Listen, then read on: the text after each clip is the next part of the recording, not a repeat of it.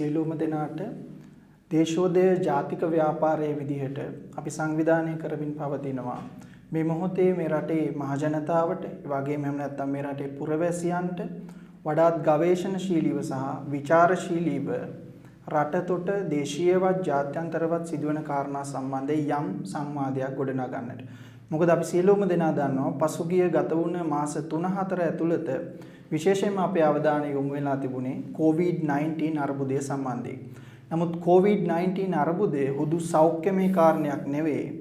එම සෞඛ්‍යමය කාරණාවෙන් එහාට ගියාට පස්සේ මේ අර්බුදය ඇතුලේ තවත් අපේ ජීවිතයට ඉතාම තදින් දැනෙන කාරණා සහ ගතිකයන් විශාල ප්‍රමාණයක් අර්බුදයට යමින් පවතිනවා. ඒ නිසා මේ මොහොතේ වඩා රසාස්වාදයට භාජනය නොවුන නමුත් අපිට අපේ එදිනෙදා ජීවිතේ වගේම රටේ අනාගතයේ සමාජයේ අනාගතයේ සම්බන්ධයෙන් ඉතාමත්ම මැනවින් වැදගත් වෙන මාතෘකාවක් සම්බන්ධයෙන් තමයි අද දවසේ අපි සාකච්ඡා කරන්න බලාපොරොත්තු වෙන්නේ මේ සංවාද මාලාවේ පළමුවන විදිහට. ඒ තමයි ප්‍රජාතන්ත්‍රවාදය සහ එහි අනාගතය ශ්‍රී ලංකාව ඇතුළත කියන මාතෘකාව. මේ මාතෘකාව සම්බන්ධයෙන් සංවාදශීලී ප්‍රවේශයක් ලබා ගැනීමට සාකච්ඡාවක් ගොඩනගීමට අපි ආරාධනා කළ අපේ රටේ මේ ශාස්ත්‍රයේ ඊටාම ප්‍රවීණෙක් විශිෂ්ටයෙක් ඔහුගේ මුළු ජීවිතේ මං හිතන්නේ ඉතිහාසයේ පුරා හැරිලා බැලුවත් ඔහු ඊටාම සක්‍රියව මේ දේශපාලන ක්‍රියාවලිය තුළේ තමන්ගේ භූමිකාව නියෝජනය කරලා තියෙනවා. ශාස්ත්‍රීයව ඒ වගේම ක්‍රියාකාරීත්වයෙන් මැදිහත් වෙලා තිබෙනවා ඉතිහාසයේ දිහා බලද්දී. එයන් කවරෙක්වත් නෙවෙයි මං හිතන්නේ නම කියූ සැනින් ඔබ සීලුම දෙනාම දන්න මහාචාර්ය ජයදේව උයන්ගොඩ මහත්මයා අද අපත් සමග එකතු වෙනවා. එතුමා ගැන විස්තර කිරීමට අවශ්‍යතාවයක් නැහැ. එතුමා කීර්තිමත් දේශීය සහ ජාත්‍යන්තර දේශපාලන විද්‍යාඥයෙක්. මම ඉතාම ගෞරවයෙන් ඔබතුමාව අපේ සංවාදයේ සඳහා පිළිගන්න ලබනවා. මම පූර්විකාවේ සඳහන් කළ ආකාරයට මහාචාර්යතුමනි ඇත්තටම මේ මොහොතේදී අපේ අවධානය ප්‍රමුඛ වශයෙන් යොමු වෙලා තියෙන COVID-19 අර්බුදයට. නමුත් මේ අර්බුදය ඇතුළත අපේ ජීවිතයට එදිනෙදා වගේම අපේ යම් ආකාර සමාජීය යහපැවැත්ම සඳහා ඉතාමත්ම වැදගත් වෙන මාතෘකාවක් තමයි ප්‍රජාතන්ත්‍රවාදය කියලා කියන්නේ. ඒ සම්බන්ධයෙන් පොදුවේ පුරවැසියන්ගේ අවධානයත් සමහර විට දේශපාලකයන්ගේ අවධානයත් සමහර විට දේශපාලන විචාරකයන්ගේ අවධානයත් ඊටාම අඩු වෙමින් පවතින මොහොතක් විදිහට තමයි අපි දකින්නේ. ඉතින් මේ සම්බන්ධයෙන් සාකච්ඡා කිරීම ඊටාම වැදගත්. ඒ සඳහා මම කැමති සංවාදයේ වෙනම ප්‍රවේශයකින් ආරම්භ කරන්න. ඒ සඳහා මම කැමති මේ පහුගිය 2019 වර්ෂයේදී මුද්‍රණය කෙරුණ සාකල්‍ය ප්‍රජාතන්ත්‍රවාදී Writers for Democracy එකතුව විසින් පබ්ලිෂ් කරපු මේ කෘතිය අවසාන පිටුවේ යම් කාරණාවක් ගෙනහැර දක්වන්න. ප්‍රජාතන්ත්‍රවාදයේ පිළිබඳ පරිසමාප්ත අදහසකට පැමිණීමට නොහැකිව ඇත්තේ ඒ මාර්ථයේ යථාර්ථයේ එක් පුද්ගලයාට හා සමාජයන්ට වෙනස් වන නිසා වේ. එහෙත් සම්මුතිකාමී ප්‍රජාතන්ත්‍රවාදයේ භාවිතයකට පුද්ගලයා හා සමාජය යොමු වීමට බල කෙරෙනුයේ මිනිස් නිදහස හා සාධාරණත්වයේ නෛසර්ගික කොන්දේසියක් ලෙසයි. අප කොතරම් කතා කළත් ප්‍රජාතන්ත්‍රවාදය කියන්නේ පරිසමාප්ත අදහසකට ආපු මාතෘකාවක්ද? අපි එතනින් සංවාදය ආරම්භ කළොත් මහාචාර්යතුමනි.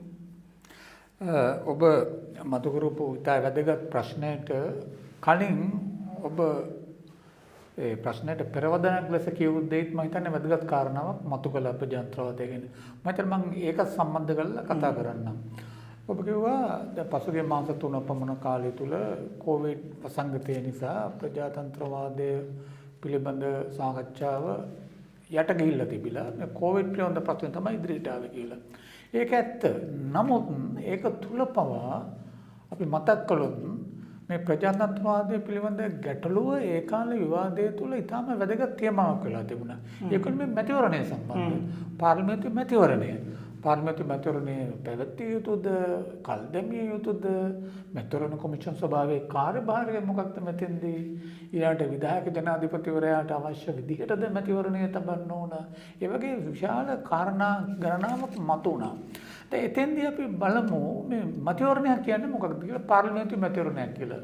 මොකද ප්‍රජාතන්ත්‍රවාදය පිළිබඳ කාරණේට අපට බයින්නට පුළුවන්. දැන් අගෝස්තු මාසයේ පාර්ලිමේන්තු මැතිවරණයේදී අපේ ජනතාව මොකද්ද කරන්නේ ඇත්තටම? අපේ ජනතාව කරන්නේ නූතන නියෝජන ප්‍රජාතන්ත්‍රවාදය තුල. ඔය නියෝජන ප්‍රජාතන්ත්‍රවාදය නැත්තම් නූතන ප්‍රජාතන්ත්‍රවාදයේ තියෙන හැම රටකම පුරවැසියෙක් කරන අතිමූලික ප්‍රජාතන්ත්‍රවාදී කාර්යය. මම කියනවා ඒක ප්‍රජාතන්ත්‍රවාදී සමාජයක් තුළ කරන්න තියෙන අතිශයින්ම වැදගත් කාර්යය මොකක්ද?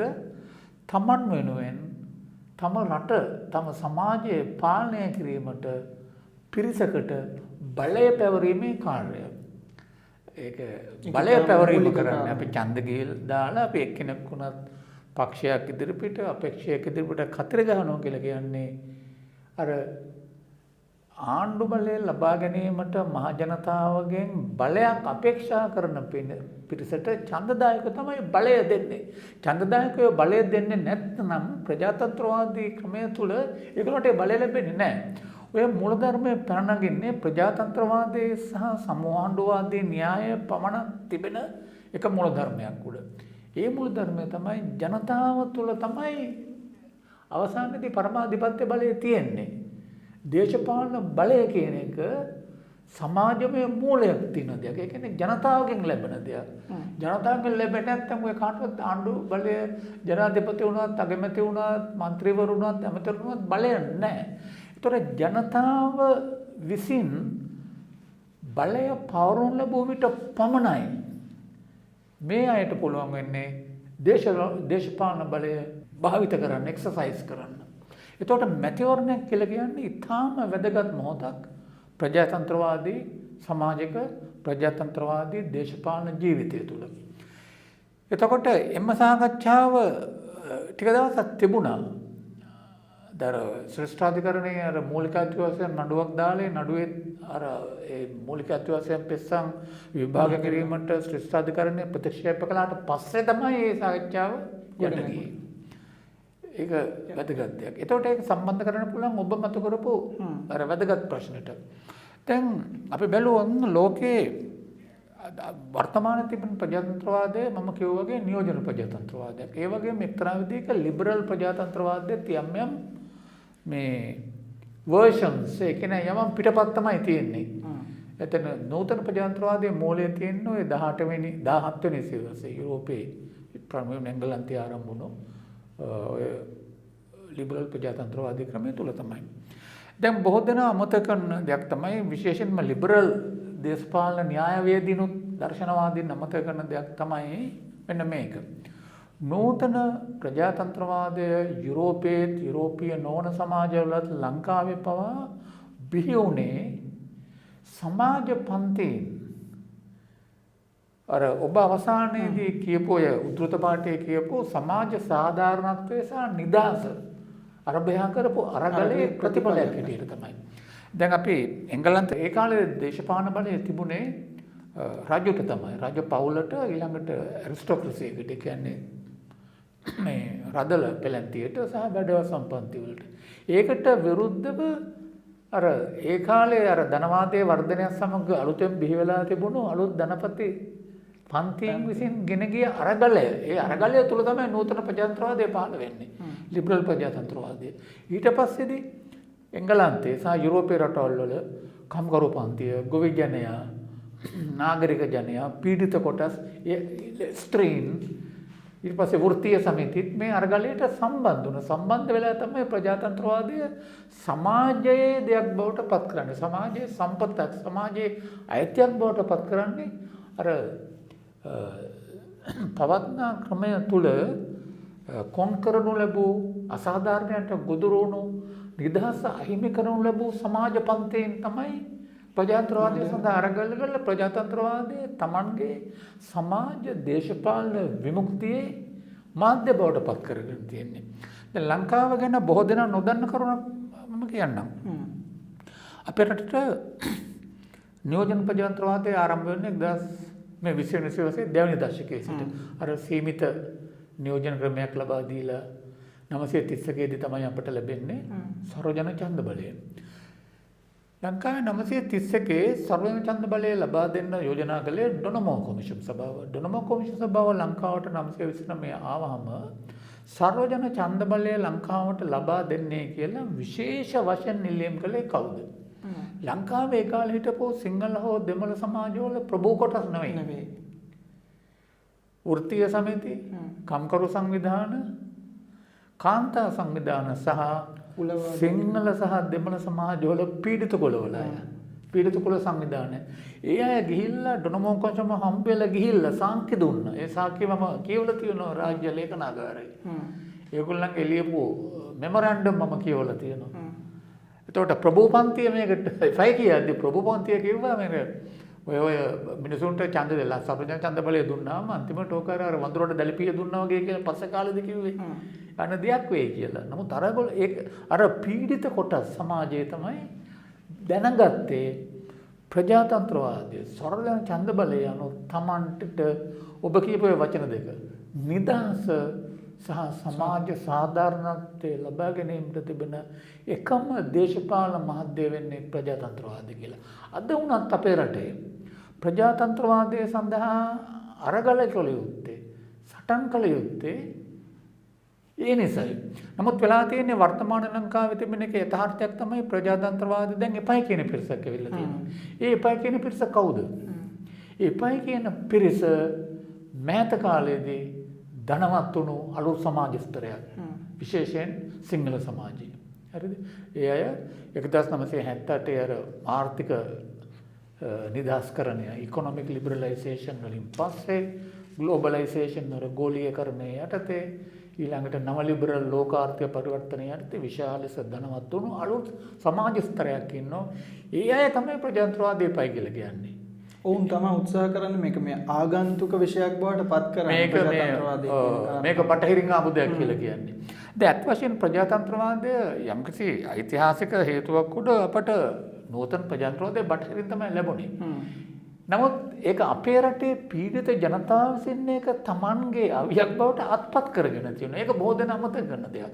අවුරුදු 80ක් පමණ කාලයක් තිස්සේ ඒක අපේ රටේ මේ නූතනත්වයේ ඊටාම වැදගත්ම අපේ දේශපාලන උරුමය තමයි ප්‍රජාතන්ත්‍රවාදය කියලා කියන්නේ.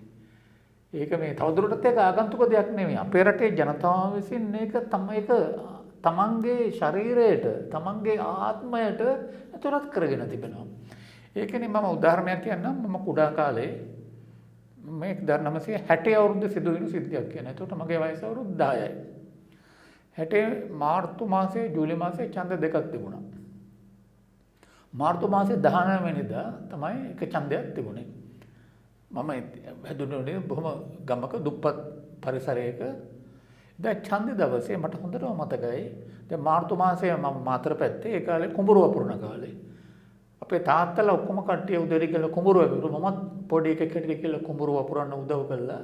මට ඇහෙනවා අපේ තාත්තලා මේ කුඹුරේ වැඩ ඉක්මනට වපුරලා ගන්න ගමන් කතා වෙනවා. මොකද්ද? ඡන්ද දෙන්න. ඡන්ද දෙලා කට්ටිය කතා කරන කාටද මේ ඡන්ද දෙන්න ඕන කියලා. අපේ ගමේ හිටිය කොමියුනිස්ට් පක්ෂයේ ඡන්ද දෙන අය UNP ට ඡන්ද දෙන අය. අපේ අල්ලපු ගෙවල් වල UNP අය. අපේ තාත්තා කොමියුනිස්ට් පක්ෂයට. ඉතින් ඒගොල්ලෝ දැන් කතා වෙනවා කාටද? අපේ තාත්තා කියනවා මේ දොස්තර මහත්තයා පක්ෂයට තමයි ඡන්ද දෙන්න කියලා. දොස්තර මහත්තයා පක්ෂය කියන්නේ කොමියුනිස්ට් පක්ෂයට. පොසිට් ක්‍රොන්සිංහ තමයි අපක්ෂක හිටියේ. අනිත් අය මගේ මතක හැටියට ජස්ටින් විජයවර්ධන අපේක්ෂක හිටියේ. ඒගොල්ලෝ ජස්ටින් විජයවර්ධන නම දන්නේ නැහැ. නමුත් සේනානායක මහත්තයලා පක්ෂයට කියලා ඒගොල්ලෝ කියන්නේ. දැන් ඒගොල්ලෝ කොහොම හරි දවල් කෑමට පෙර ඔක්කොම ඉවර කළා. කුඹුරු වැඩ. කවරෙක් මට ගිහිල්ලා නාගෙන කෑම ඉවර වෙලා මේගොල්ලෝ ඡන්ද දෙන්න ගියා. මට මෙන්න මේක තමයි මතක. ඒගොල්ලෝ හැමෝම ඡන්දෙට ගියේ ඇඳගෙන ගියේ අලුත් සරොන් ඇඳගෙන අලුත් මේස් බෙනියන් ඇඳගෙන අලුත් තෝහයක් කරගෙන කරේ වැදගෙන බයිසිකලේ තල්ලු කරගෙන කතා කරගෙන යනවා. ඒක ඊතරම් උද්‍යෝගිමත් ක්‍රියාවලියක්. කියන්නේ මම ඔක ඉංග්‍රීසියෙන් කියනවා නම් ordinary people celebrated democracy. සාමාන්‍ය ජනයා තමයි මැතිවරණයක් උත්කර්ෂවත් ලෙස පිළිගත්තේ. මොකද ඒ අය දන්නවා. ඒක තමයි මං කියන ගැමියෝ හැමෝම පීඩිත කුලවල නැත්තම් පීඩිත සමාජ පන්තිවල පීඩිත ජනයානේ. ඒ අයට තමයි ප්‍රජාතන්ත්‍රවාදය කියන එක තමන්ගේ ජීවිතයේ යථාර්ථිතා වැදගත්ම දෙයක් වඩපත් උනේ. පීඩිත ඒ කියන්නේ වෘත්තීය සමිති කම්කරුවෝ ඒ කියන්නේ ප්‍රජාතන්ත්‍රවාදී අරගලේ හැම වෙලාවෙම ලෝකේ පුරාම ඉස්සරහා ඉඳලා තියෙන්නේ. ඊළඟට ස්ත්‍රීන් සමාජය විසින් කොන් කරනු ලැබුව ස්ත්‍රීන් තමයි ලංකාවේ දැන් ප්‍රභූ පවුල් වල ස්ත්‍රීන් පවා හිටියා මේ ඡන්දබල සර්වඥ ඡන්දබල ඉල්ලලා ඒ කාලේ. WRD මහත්තයාගේ අම්මත් හිටියා. ඒ කාන්තා සංගමේ සමාජිකයෙක් කියලා. මොකද කාන්තාව දන්නවා උන්ට අවශ්‍යයි කියලා නිදහස කියන එක දේශපාලන නිදහස. එතකොට මම කියන්නේ මේකයි. දැන් ප්‍රජාතන්ත්‍රවාදය අර්බුදවලට යන බව ඇත්ත. ප්‍රජාතන්ත්‍රවාදී ආණ්ඩු කරන නොයෙකුත් හේතු උඩ ලංකාවේ පහුගිය අවුරුදු ගණනාවක අත්දැකීම තියෙන්නේ ප්‍රජාතන්ත්‍රවාදී ආණ්ඩුකරණය පිළිබඳව යම්කිසි නිෂේධනීය අත්දැකීම් සහ පසුබෑම්. නමුත් එකකින් අදහස් වෙන්නේ ප්‍රජාතන්ත්‍රවාදය දේශපාලන ක්‍රමයක් හැටියට අත්හැර දැමිය යුතු දෙයක් කියලා. ඒක ආරක්ෂා කළ යුතු දෙයක්. ඒකට හේතුව මේකයි. ප්‍රජාතන්ත්‍රවාදී ආණ්ඩු ක්‍රමයක පමණයි පුරවැසියන්ට පාලිතයන්ට තමන් අකමැති ආණ්ඩුවක් සාමකාමීව ලේවැගිරීමකින් තොරව ගෙදර අරින්න පුළුවන් වෙන්නේ. වෙන කිසිම ආණ්ඩු ක්‍රමයක නැහැ ඔය නිදහස. ඒක තමයි ප්‍රජාතන්ත්‍රවාදී නූතන විතරනේ ලෝකයේ බිහි වුණු සියලුම ආණ්ඩු ක්‍රම වලින් තමන්ට කැමති අකමැති ආණ්ඩුවක් සාමකාමීව ගෙදර යවන්න පුළුවන් කියලා ජනතාවට ඒ බලය තියෙන්නේ ප්‍රජාතන්ත්‍රවාදී ක්‍රමයක විතර වෙන කිසිම ආණ්ඩු ක්‍රමයක නැහැ. ඒ නිසා තමයි අප ප්‍රජාතන්ත්‍රවාදී ආණ්ඩු ක්‍රමය ආරක්ෂා කළ යුත්තේ මොනතරම් අඩුපාඩු තිබුණා. එතනදී මම තව කාරණයක් මේ ඔබතුමාගෙන් පැහැදිලි කරගන්න අවශ්‍යයි. මම හිතන්නේ මම පැහැදිලි කරගන්න උත්සාහ කරපු කාරණා රාශියක් ඔබතුමා මේ ආරම්භයේදී මේ ප්‍රවේශයේදී සඳහන් කළා. ඒක තමයි මම මේ දැන් අපි ඔබතුමා සඳහන් කළා වගේ විශේෂයෙන්ම මේ මොහොතේ අපි දැඩිව ප්‍රජාතන්ත්‍රවාදයේ අඳුරගෙන තියෙන්නේ form of a government. එහෙම නැත්නම් ආණ්ඩුවක එක මාදිලියක් ආකෘතියක් විදියට. එතනින් ඔබට ගියොත් ප්‍රජාතන්ත්‍රවාදය කියන එක සංකල්පයක් විදියට එහෙම නැත්නම් ඩිස්කෝස් එකක් විදියට සංවාදයක් විදියට පුළුල්ව දැක්කොත් ඇත්තටම සැකවින් ප්‍රජාතන්ත්‍රවාදය කියන්නේ මොකක්ද කියලා අහුවොත් අපිට මොන වගේ පිළිතුරක්ද ලබා දෙන්න පුළුවන්? ප්‍රජාතන්ත්‍රවාදය කියන එක එක්තරා විදිහකට අපේ මේ ජීවන ශෛලියක්. අපේ ජීවිතයේ තියෙන දෙයක්. මම නිදසුනක් කියන්නම්. අපේ ගෙදර ගිහලා බලමු ඔබේ ගෙදර යම්කිසි ගෙදර තීරණයක් ගන්න වුණාම යම්කිසි කාරණයක් පිළිබඳව අපිට මේ කොවිඩ් කාලේ හුඟක් තීරණ ගන්න වෙනවනේ වෙනද නොකරපු. ඔබලා ගෙදර අනිත් අයත් එක්ක කතා කරන්නේ නැද්ද? කතා කරා. ගෙදර අයත් එක්ක සාකච්ඡා කරලා තීරණ ගන්නේ. ඊළඟට තීරණය ගත්තට පස්සේ තීරණය ක්‍රියාත්මක කරලා ගෙදර ඇවිල්ලා ඒක රිපෝට් කරනවානේ. එතන මොකද්ද මේ දෙකෙන්ම උනේ මොකද්ද? ඒ දෙකෙන්ම තිබෙනවා අපේ එදිනදා ජීවිතයේ පවා ප්‍රජාතන්ත්‍රවාදයේ කොච්චර කිට්ටු ලෙස අපේ ජීවිතවලට සම්බන්ධද කියලා. පළවෙනි අවස්ථාවෙන් මම කියපේකෙන් උනේ මොකද අපි තීරණ ගන්නේ අන්නේන් සමග සාකච්ඡා කළා සාමූහිකව. හරි තනියම නෙවෙයි. දෙවනුව කියන්නේ මොකද්ද අපි ගත්ත තීරණේ සහ ක්‍රියාත්මක කිරීම පිළිබඳව අපි වග කියනවා කියන එක accountability කියන එක කියනවා. ඊළඟට අපේ කාර්යාලයක අපේ වැඩපොලේ අපේ ඉස්කෝලේ අපි නිතරම ප්‍රජාතන්ත්‍රවාදී වැඩ කරන්න ඕනේ. ප්‍රජාතන්ත්‍රවාදී වැඩ කළේ නැත්නම් මොකද වෙන්නේ? අපිට වැඩ කරන්න බෑ අපිට කාර්යාලයක පවත් කරන්න බෑ වැඩ කටයුතු. ප්‍රජාතන්ත්‍රවාදී වල කියන්නේ අපි අන්නේන්ට ගරු කරන්න ඕන, අන්නේන් සමග සාකච්ඡා කරන්න ඕන, අපි හිතුවක්කාර තීරණ ගන්න නැහැ, අපි සාමූහිකව තීරණ ගන්නෙ. සාමූහිකව තීරණ ගත්තාම අපි වැඩි දෙනාගේ අදහසට අපි එකඟ වෙලා අපි ඒ වගේම එකඟ වෙනවා විතරක් නෙවෙයි අපිට විරුද්ධ වීමේ අයිතිය තියෙනවා. right to dissent කියන එකට වෙනස් අදහස් පළ කිරීමේ අයිතිය තිබිය යුතුයි. ඊළඟට අපි අනිත් අයට අපිට විරුද්ධ වෙනවා ඊට විරුද්ධව අපි ප්‍රචණ්ඩත්වය පාවිච්චි කරන්නේ. අපි හුඟක් වෙලාවට අපි අතර අමනාපකම් නෙමෙයි මේ එකඟ නොවන අවස්ථා තියෙනවා නම් නිතරම නෙගෝෂিয়েට් කරනවා. ඒක මේ සාකච්ඡා කරලා සම්මන්ත්‍රණය තුළින් තමයි අපි අපේ වෙනස්කම් අපි මේ විසඳගන්නේ. ඒක තමයි ප්‍රජාතන්ත්‍රවාදය කියන එක අපේ ජීවන ශෛලියක් ඒක. අපි ඒක ශිෂ්ටාචාරමය මේ රාමුවක් ඒක. ඒ දේශපාලනට යන්නේ එක ඉහළ තලයක ඉහළ ලෙවල් එකට ගියාම ඒක පොලිටික්ස් වල. දේශපාලනට විශේෂයෙන්ම ලිබරල් ප්‍රජාතන්ත්‍රවාදයේ බොහෝ දෙනා අමතක කරන දෙයක් තමයි ලිබරල් ප්‍රජාතන්ත්‍රවාදයේ තියෙනවා ඉතා වැදගත් මේ ශිෂ්ටාචාරමය මූලධර්ම. එකක් තමයි දේශපාලන බලය කියන එක දෙවියන් වහන්සේගෙන්වත් දෙමව්පියන්ගෙන්වත් අයියගෙන් ලැබෙන දෙයක්වත් නෙමෙයි දේශපාලන බලය කියන එක. ඒක ජනතාවගෙන් ලැබෙන දෙයක්. ඒක සමාජයෙන් ලැබෙන දෙයක් ඒක. ඒ නිසා දේශපාලනයේ බලය ජනතාවගෙන් ලැබෙන නිසා දේශපාලනයේ ඒ ලැබෙන බලය තාවකාලික බලයක් කියන එක. ඒක මේ ලිබරල් ප්‍රජාතන්ත්‍රවාදයේ විතරයි මූල ධර්මයේ තියෙන. තාවකාලික කියන්නේ අවුරුදු 5කටයි. ඊට වඩා නැහැ. එතකොට ලිබරල් ප්‍රජාතන්ත්‍රවාදයෙන් කියන ඒකට සම්බන්ධ අනිත් වැදගත්ම මූල ධර්මය තමයි දේශපාලන බලය anu සදාකාලික දෙයක් නෙවෙයි. ඒක තාවකාලික දෙයක්. ඒක ජනතාවගෙන් ඒක තමන්ට මේ දෙවියන් වහන්සේවත් තමන්ගේ මේ පවුලේ පියාගෙන් හරි ලොකෝ අයියාගෙන් හරි ලැබෙන දෙයක් නෙමෙයි ඒක. ඒක ජනතාවගෙන් ලැබෙන දෙයක්. ඒ වගේම එය කොන්දේසි සහිත කොන්දේසි වලට යටත් බලයක් ඒක. හිතුවක්කාරව පාවිච්චි කරන්න බැරි දෙයක් ඒක. ඒක ලිබරල් ප්‍රජාතන්ත්‍රවාදයේ මූලික මූලධර්මයක්. ඒ වගේම බලය ජනතාව ඉපයි කිව්වට පස්සේ අතහැරලා යන්න ඕන. අපව නැවතලා ඉන්න බෑ. ඒකත් ලිබරල් ප්‍රජාතන්ත්‍රවාදයේ තියෙන. ඒක තමයි ලිබරල් ප්‍රජාතන්ත්‍රවාදය කියන්නේ. පාර්ලිමේන්තුවේ දැන් අපි හෙට අනිද්දා ජනතාව ලංකාවේ ඡන්දය දීලා පත් කරන පාර්ලිමේන්තුවට අවුරුදු 6 ඉන්න පුළුවන් වෙන්නේ. ඊට පස්සේ ඉවරයි ඒගොල්ලන්ගේ. අලුත් පාර්ලිමේන්තුව කියන්නේ ජනතාව විසින් එම බලය අලුත් කළ යුතුයි.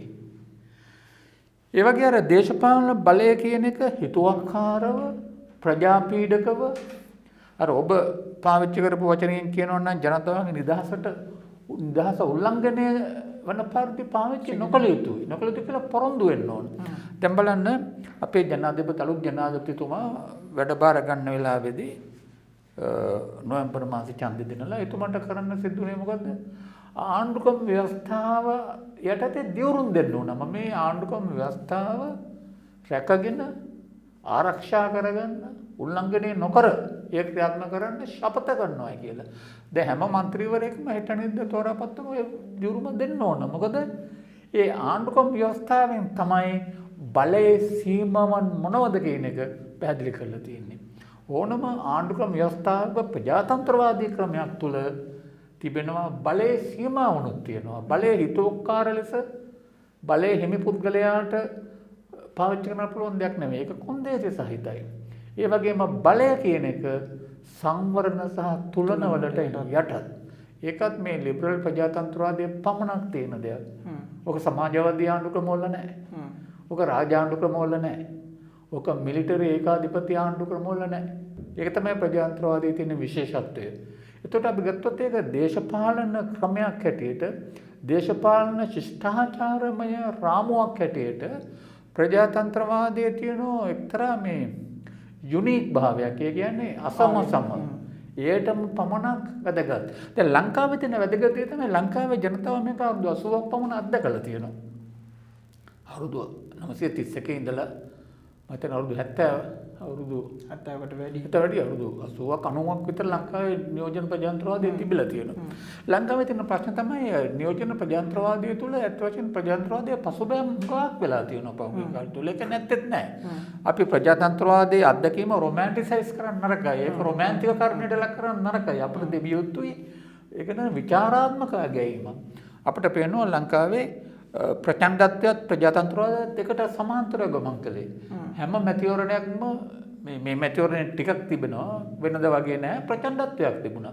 අපේක්ෂකයෝ දේශපාලන පක්ෂ ඡන්දදායකයෝ ප්‍රචණ්ඩ ක්‍රියාවලිය දුනොත් බලය ගැනීම සඳහා අල්ලස තියෙනවා, දූෂණය තියෙනවා. දේශපාලන පක්ෂ බොරු පොරොන්දු දෙනවා ජනතාවගේ ඡන්ද ලබා ගන්න. ඊළඟ ජාතිවාදී අවසර තියෙනවා ඡන්ද ලබා ගන්න. මේ ශ්‍රේත් එක වෙනවා. හැමදාම වෙච්ච දෙයක් තමයි ලංකාවේ වර්ගවාදය, ජාතිවාදය, ගෝත්‍රිකවාදී මතවාද අවසරන ඡන්දය දිනා ගන්න. එතකොට ප්‍රජාතන්ත්‍රවාදයේ අවභාවිතා කිරීමේ ඉතිහාසකුත් අපේ රටේ තියෙනවා. අපේ රටේ විතරක් නෙමෙයි. ඇමරිකාවෙත් එහෙමයි, ලංකාවෙත් එහෙමයි, ඉන්දියාවෙත් බොහෝ රටවල් වල. නමුත් ප්‍රජාතන්ත්‍රවාදයේ පමණක් තිබෙන විශේෂත්වයක් තියෙනවා. අපිට ඒක විවේචනය කරන්න පුළුවන්. අපේ කියන රටේ විවේචනාත්මකව මහජන කතිකාවක් ඉදිරි කරන්න පුළුවන්. ඒකට ප්‍රතිචාර දෙන්න අලුත් විකල්ප කතිකා හදන්න පුළුවන්. ඊළඟට එවැනි බොරු පොරොන්දු දීලා බලයටපත් වෙන පාලකයෝ බලෙන් ඉවත් කරන්න පුළුවන්. අපිට අවුරුදු වැඩි කාලයක් ඉන්න ඕනේ, අවුරුදු 4යි 5යි ඉන්න තියෙන්නේ. ඊට පස්සේ ඒගොල්ලන්ම ගෙදර යවන්න පුළුවන්. ලංකාවේ 956 ඉඳලා දිගින් දිගට මේ ක්‍රියාවලිය වෙලා තිබෙනවා. දැන් ඔබතුමන් මේ ඊටාම් පැහැදිලිව මතක් කරපු කාරණාවක් තිබ්බ මේ ප්‍රජාතන්ත්‍රවාදය පිළිබඳව පුළුල් සංවාදයේදී ලිබරල් ඩෙමොක්‍රසි කියන එක, මේ ලිබරල් ප්‍රජාතන්ත්‍රවාදය කියන කාරණාව. මෙතනදී ඊට සමගාමීව ගොඩනගෙන ප්‍රතිතර්කයක් තමයි ගොඩක් වෙලාවට මේ අපි කියන විමුක්ති දේශපාලනය වගේ දෙයක් විශ්වාස කරන කණ්ඩායම් කියන ප්‍රධාන කාරණයක් තමයි ලිබරල් ප්‍රජාතන්ත්‍රවාදයේ තියෙන එක ප්‍රධාන සීමා කිරීමක් තමයි වර්තමානයේ වෙද්දී පුරවැසියන්ව ගොනු කරලා තියෙනවා නියෝජිත ප්‍රජාතන්ත්‍රවාදයේ විතරක්. ඇතුළට විතරක්. ඡන්දය දීමේ ක්‍රියාවලියට විතරක්.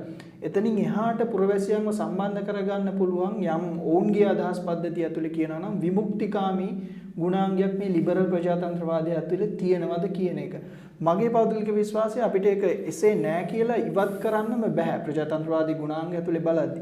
එතකොට ඒක ඔබතුමා කොහොමද දකින්නේ ලිබරල් ප්‍රජාතන්ත්‍රවාදය ඇතුළේ මේ ඡන්දේ භාවිතා කිරීමෙන් ඔබට වඩා සක්‍රියව සහ වඩා විනිවිදභාවයකින් යුක්ත පාලනයක් තබා ගැනීමට පුරවැසියන්ගේ කාර්යභාරය කොහොමද අපි එළියට ගන්න පුළුවන් ආකාරයක් තියෙන ලිබරල් ප්‍රජාතන්ත්‍රවාදය ඇතුළත මොනවාද දියුණු වෙන්න ඕන ගුණාංග ඔබතුමන් දකින විදිහට? ඔය ලිබරල් ප්‍රජාතන්ත්‍රවාදයේ පිළිබඳව ඔය විවේචනය පළමුවෙනි ඉදිරිපත් කළේ රූසෝ ප්‍රංශ දාර්ශනිකයෙක් දේශපාලන චින්තකයෙක්. රූසෝ කිව්වා මේ එංගලන්තයේ ප්‍රජාතන්ත්‍රවාද ලිබරල් ප්‍රජාතන්ත්‍රවාදී විවේචනය කළා කිව්වා මේ එංගලන්තයේ තමන්ලාට අවුරුදු 5කට වරක් වෙන කිසිම තේරුමක් නැහැ. එන අවුරුදු 5කට වරක් ඔබලා අර දේශපාලනඥයන් විසින් රවටනු ලැබීමට ස්වේච්ඡාවෙන් ඉදිරිපත් කරන අවුරුදු 5කට සැරයක්. ඔක තමයි ලිබරල් ප්‍රජාතන්ත්‍රවාදය වෙන්නේ. ඕක අපේ කුඩා කාලෙත් අපි ලංකාවේ වමේ පක්ෂ වලින් ඕක ඇහුවා. අර ෂණ්මුඛදාසන් මහත්මයාගේ පීකින් කොමියුනිස්ට් පක්ෂය කිව්වා සහෝදරයා පාර්ලිමේන්තුවේ කියන්නේ හොරගුවාවක් කියලා. එස්.ඩී. බණ්ඩාරනායක මහත්තයා අපිට කියනවා සහෝදරයා පාර්ලිමේන්තුව හොරගුවාවක් කියලා. it's a den of thieves කියලා කියනවා. ඒක ප්‍රජාතන්ත්‍රවාදය පිළිබඳ ලිබරල් ප්‍රජාතන්ත්‍රවාදය කියන්නේ එක්තරා විවේචනයක්. ඒක වරදක් නෙමෙයි ඒක ඇත්ත. නමුත් ලිබරල් ප්‍රජාතන්ත්‍රවාදයේ තිබෙන ඔය අඩුපාඩුවට ආමන්ත්‍රණය වෙලා තියෙන වෙනත් ආකාරවල. එක තමයි සමූහාණ්ඩුවාදය. දැන් සමූහාණ්ඩුවාදී දේශපාලන න්‍යායයි ලිබරල් ප්‍රජාතන්ත්‍රවාදයයි එකතු වෙලා තියෙනවා සමහර රටවල. දැන් ඇමරිකානු ආණ්ඩුක්‍රමය තමයි ඒකට උදාහරණයක්. ඇමරිකානු ආණ්ඩුක්‍රම ව්‍යවස්ථාව හැදුවේ ලිබරල් ප්‍රජාතන්ත්‍රවාදයයි සමූහාණ්ඩුවාදයයි දෙක එකතු කරලා. පස්සේදී ලිබරල් ප්‍රජාතන්ත්‍රවාදය ජය අරගෙන තියෙනවා. සමූහාණ්ඩුවාදී ලක්ෂණ යට ගිහිල්ලා තියෙනවා. දැන් සමූහාණ්ඩුවාදී ලක්ෂණයේ තියෙන මූලිකම සමූහාණ්ඩුවාදී න්‍යායයේ තිබෙන දේශපාලන න්‍යායයේ තියෙන මූලිකම මූලධර්මයක් තමයි පුරවැසියා නිරන්තරවම සක්‍රියව සිටිය යුතුයි කියලා. ඔය ඇක්ටිව් සිටිසන් කියන එක කියන්නේ සක්‍රීය පුරවැසියා කියන මූලධර්මයේ සමූහාණ්ඩුවාදී න්‍යායයෙන්. ඒක ග්‍රීක යුගයේ ඉඳලා එන ඇරිස්ටෝටල්ගේ කාලේ ඉඳලා තියෙන මූලධර්මයක්. දැන් ලංකාව වගේ රටවල් වල දැන් අපේ රට ගත්තාම අපේ රටේ තියෙන ප්‍රජාතන්ත්‍රවාදයේ අත් වශයෙන්ම ලිබරල් ප්‍රජාතන්ත්‍රවාදයම නොයි. බොහෝ දෙනා වර්ධවලා තේරුම් ගන්නවා මේ ලිබරල් ප්‍රජාතන්ත්‍රවාදය පමණයි කියලා නෑ. අපේ රටවල තියෙන ප්‍රජාතන්ත්‍රවාදයේ ලිබරල් ප්‍රජාතන්ත්‍රවාදයේ සමූහාණ්ඩුවාදයේ මිශ්‍රණයක්. ඒ ලංකාවේ ප්‍රජාතන්ත්‍රවාදයේ එක මූලයක් පමණයි කියන එකද? ලිබරල් ප්‍රජාතන්ත්‍රවාදය. ඔව්. ලංකාවේ තියෙන ලිබරල් ප්‍රජාතන්ත්‍රවාදී මූලික වශයෙන් අපේ ආණ්ඩුක්‍රම ව්‍යවස්ථාවේ තියෙන ලිබරල් ප්‍රජාතන්ත්‍රවාදී මූලධර්ම. නියෝජන ප්‍රජාතන්ත්‍රවාදයේ තියෙනවා. පාර්ලිමේන්තුව බ්‍රිතාන්‍යයේ ආකෘතියේ කැබිනට් ගවර්න්මන්ට් කියන්නේ කැබිනට් ආණ්ඩුක්‍රමය තියෙනවා.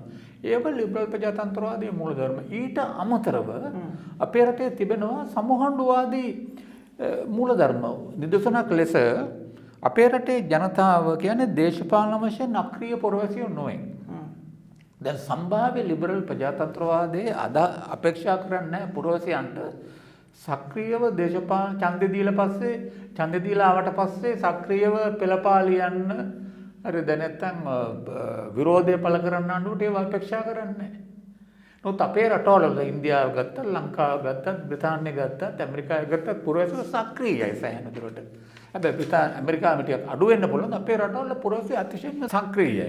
පුරවැසියෝ ඇහැ අරගෙන ඉන්නේ, ඇහැ පියාගෙන නැහැ.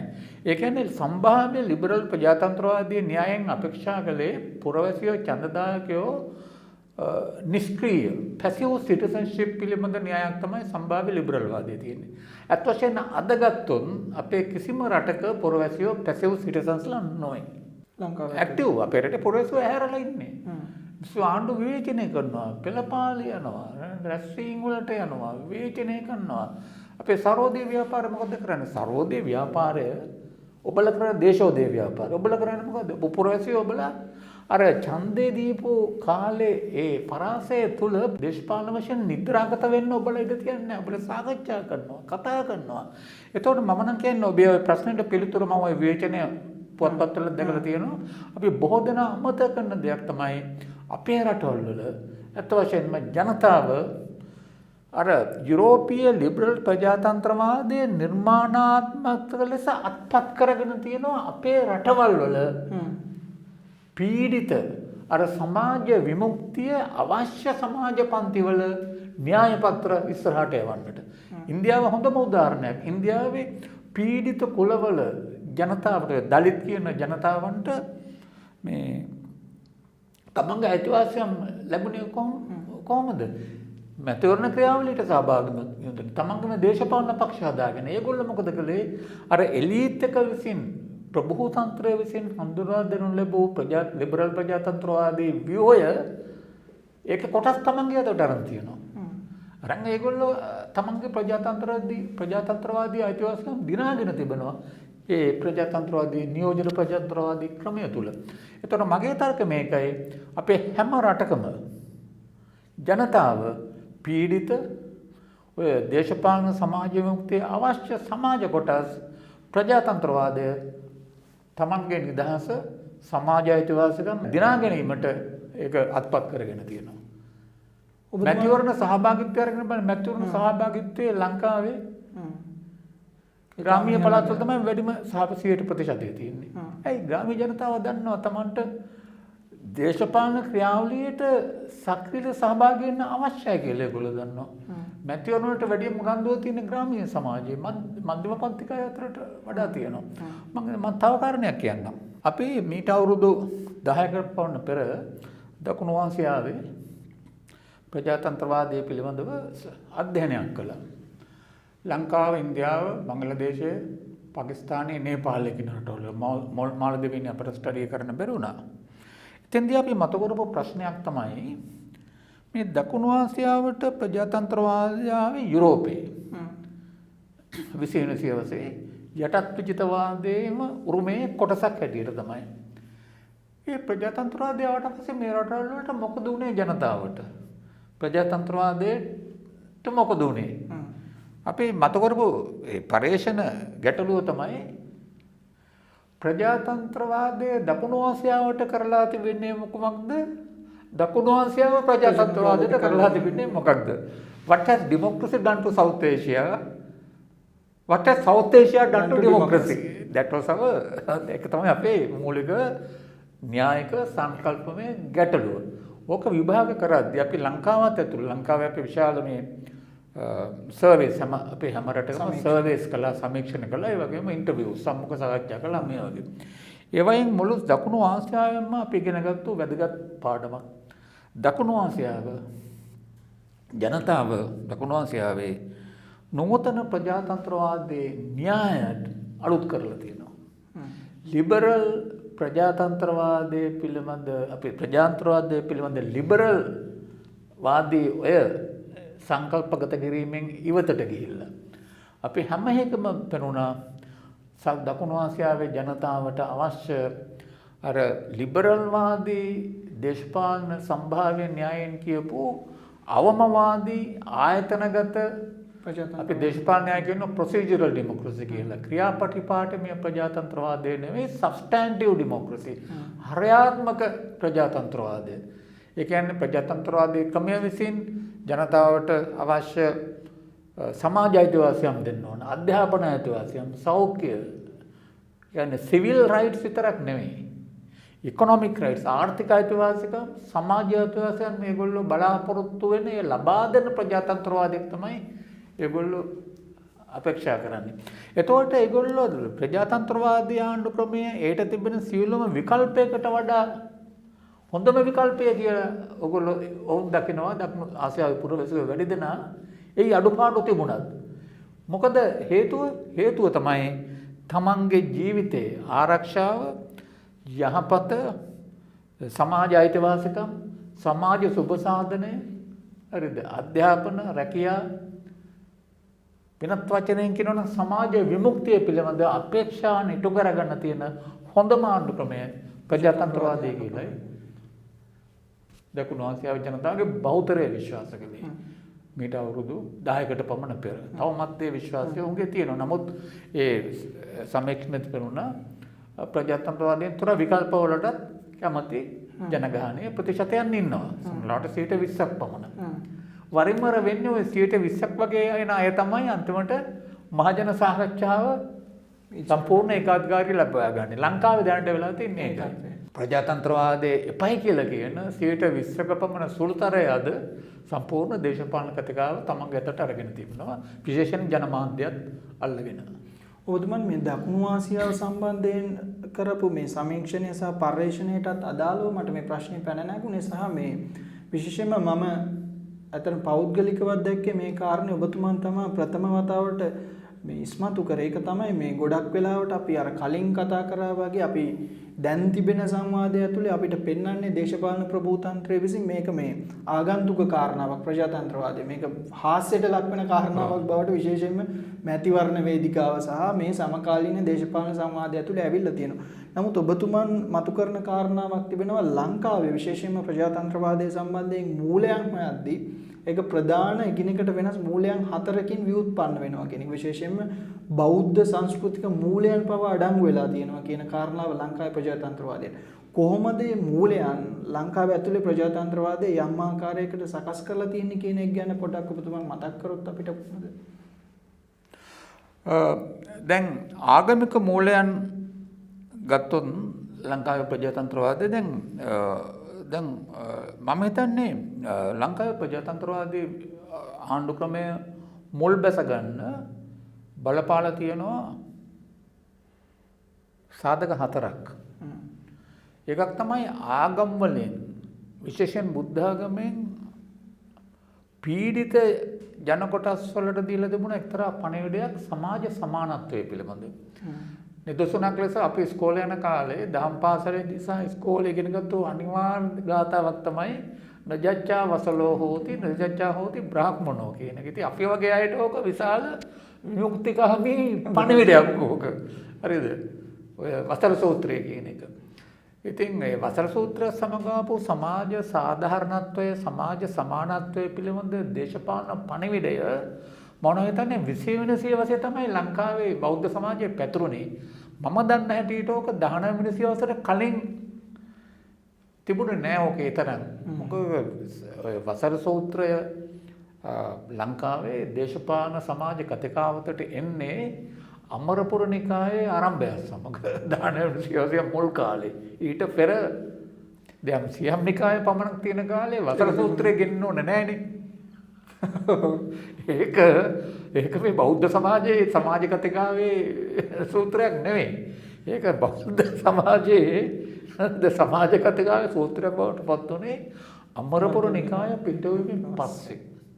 ඒක ඉතා වැදගත්. බොහෝ දෙනා කතා නොකරන නැත්තම් නොදන්න කාරණාවක් ඕක.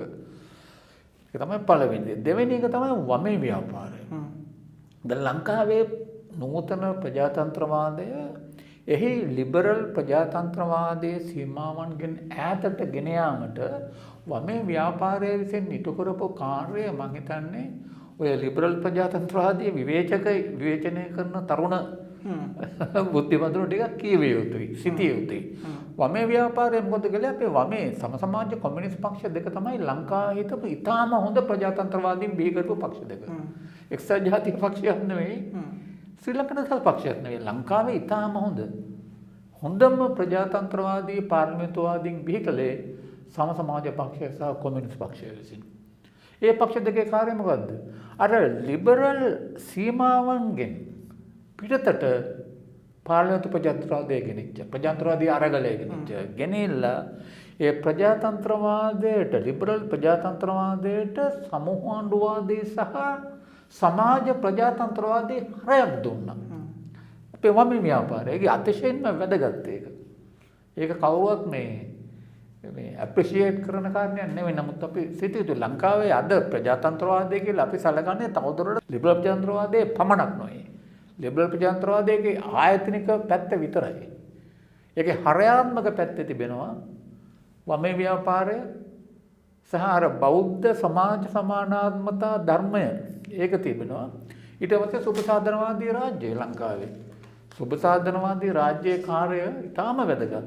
ලංකාවේ ජනතාවට තමන්ට මේ අසාධාරණ තමන්ට වෙනස්කම් කරන සමාජ ව්‍යුහයන්ගෙන් බේරෙන්න නම් ඒ සමාජ ව්‍යුහයන් කඩාගෙන ඉස්සරහට යන්න පුළුවන් වෙන්නේ සමාජ සුබසාධනවාදී රාජ්‍ය තුලින් කියලා.